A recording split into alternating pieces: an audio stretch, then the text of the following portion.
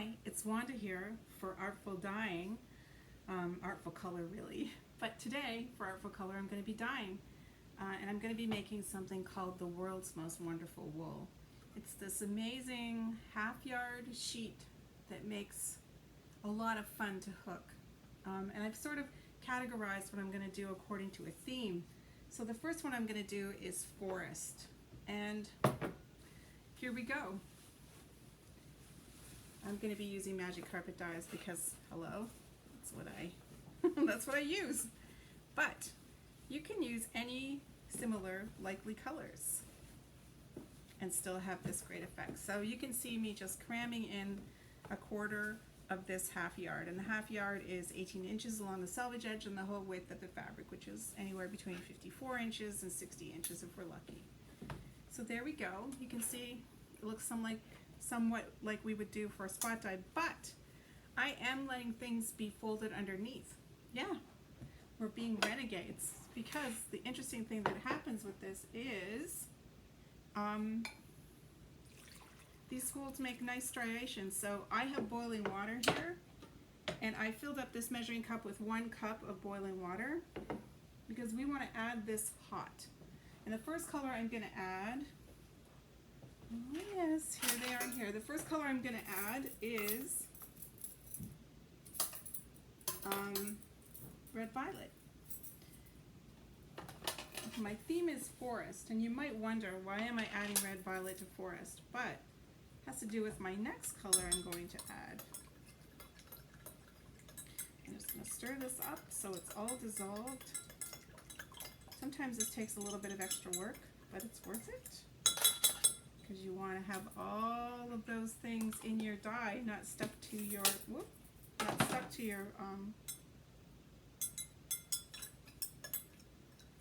not stuck inside your measuring cup. So if I was wise, I would have added a little bit of water to this first. And for expediency's sake, I think I've got it all now. I was going to say I'm going to pour it out anyway, just for the sake of this video. This is a do not do as I do, but as I say. So I'm adding 1/8 of a teaspoon also of red violet and citric acid. And I'm just going to sloppily pour that over. And then I'm going to prepare my next color, which is yellow. And I'm not going to worry about that little bit of residual dye in there. It doesn't matter that much. So just because of what it is we're making, for some things it does matter. I see that I have some little freckles of red violet, so I might push those in, or you can leave them too, because this is a pretty excitable piece of wool. So 1/8 of a teaspoon of yellow.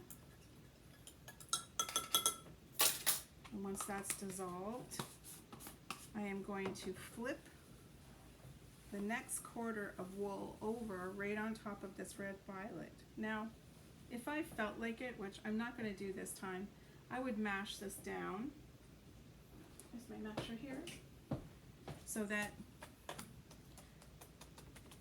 I don't know, I can make sure of what I don't know. Sometimes I mash it, sometimes I don't. And this time I don't really want to. And you don't have to worry at all about these things that are still white. And you're going to fold this over and put another quarter in. And you can wrinkle it up if you like, or not, also as you like. So now the yellow is going to go on. And now I am going to force it down because I want to get some red happening from this interaction. You could use red for the first color too if you wish. I'm all fine with you exploring these things. All the way up to the 1 cup. And then I want to put brilliant green on here.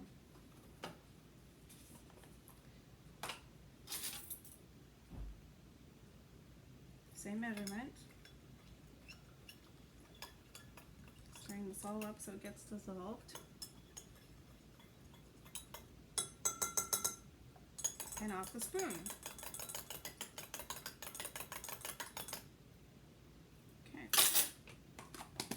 So now I'm going to flip the next quarter over, and if it's folded, I let it be folded. I don't worry about that. And you can see these colors are pretty bright. Also, I want to add citric acid. You can add it every time if you want, or every other time, just as long as some is getting in there. It helps when the dye formula in the water is hot with citric acid present. It makes the colors stay where you put them. So now I have my green, and my last color I want to put on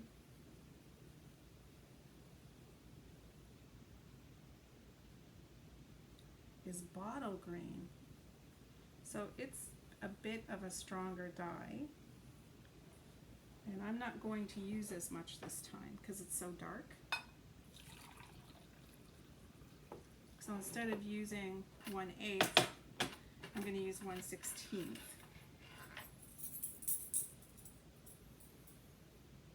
I don't know if you can see, I have all my dyes are written on the top of my jars. I'll show you in a sec, so that I know what they are when I need to use them. But it still means I have to do a little bit of searching sometimes. So again, I'm going to put citric acid on, right in my dye formula. I'm using the same measure as I'm using dye in this sort of a dye method I'm using, the World's Most Wonderful Wool. And then I'm just going to pour this over. Now, probably you're thinking this does not look very foresty, but there's still one last step. Well, there's actually two, because I want to mash it down a little. You want to be careful that you're not overcoming your pan too with water. So make sure your pan's deep enough to hold these 5 cups of water. All right, so now I'm going to take 1/16 of seal brown. You could use chocolate too. I'm going to use seal. Chocolate's a little bit of a lighter brown, more yellow.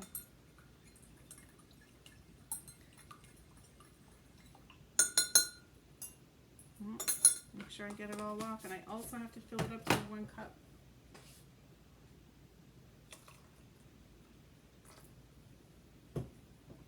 Add acid. Now I'm going to do something kind of diabolical with these edges. So I'm just going to carefully pour on the edge only seal brown.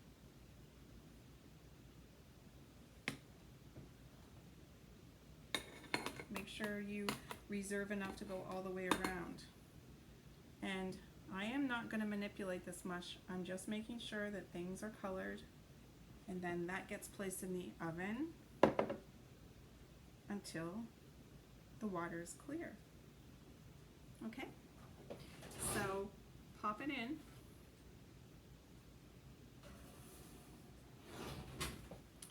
Now I'm going to make one that I'm calling Falls, and I'm going to play a little trick because I'm going to play a little trick because I'm not going to put that extra color around the edge because I want those white bits to show, so I'll have some froth. So I'm just doing that to show you how flexible dyeing can be. If you deviate from what you're expected to do, sometimes you can end up with something really amazing. So this piece was close to where I was dyeing, just so I don't have to keep running off camera. And it has a little schmutz of red violet on it, and there's a little bit of bottle green on there, but we're not going to worry about that. So let's do our falls, and I'm going to start with turquoise.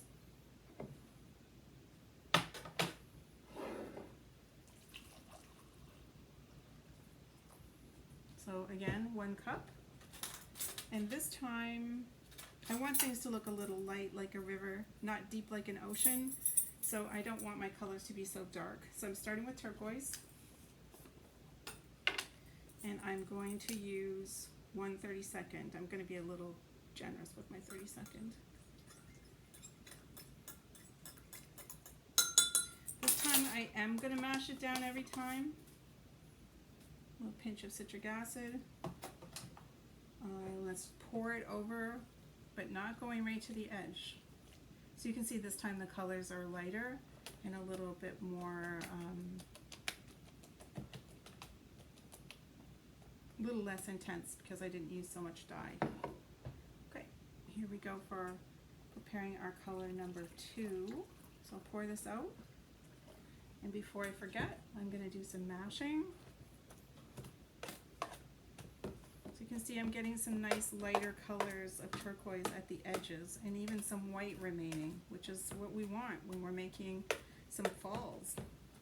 We want to see white water. Alright, now the next color is going to be bottle. And I'm going to use 1/64 because, again, it's a dark color and there might be dark water. If I need to add more, I will.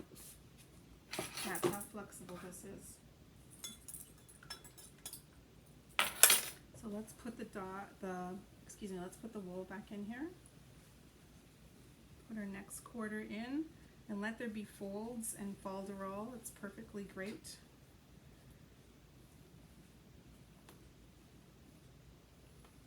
Because these reservations that we're creating by doing that is a good thing for your hooking. So there we are with bottle. I think I might want it to have one area of darker. So I'm just going to mix up a teensy bit of it and make one stripe that's kind of darker. Because this is how we use this wool. We cut it in stripes or rip it in strips according to where the color demarcations are. Here we go, I'm getting a little bit of a darker strip there, and I feel happy about that now because I might need that. So now we're going to fold over. Oh, where's my masher? Let's give it a little mashing. Let's fold over our next color, which is going to be blue.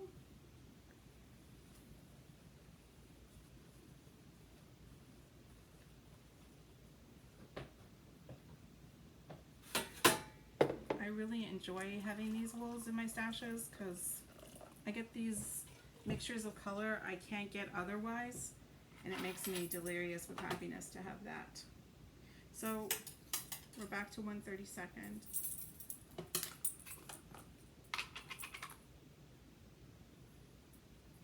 I'm again being a little generous.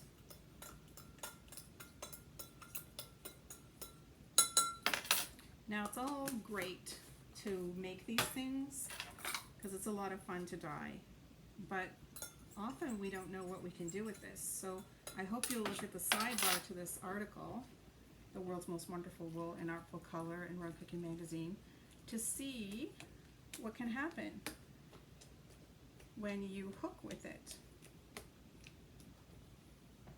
So now I'm going to fold this over one more time, and I'm going to make a really light, did you see me patting that down? That was me just using my cup as a masher.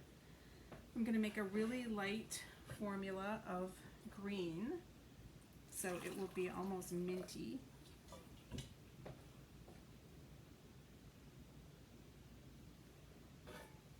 And to do that, I'm going to use 1/64 of Brilliant.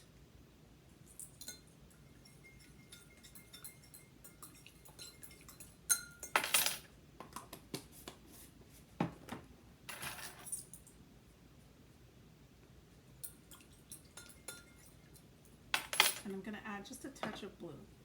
Just a little touch.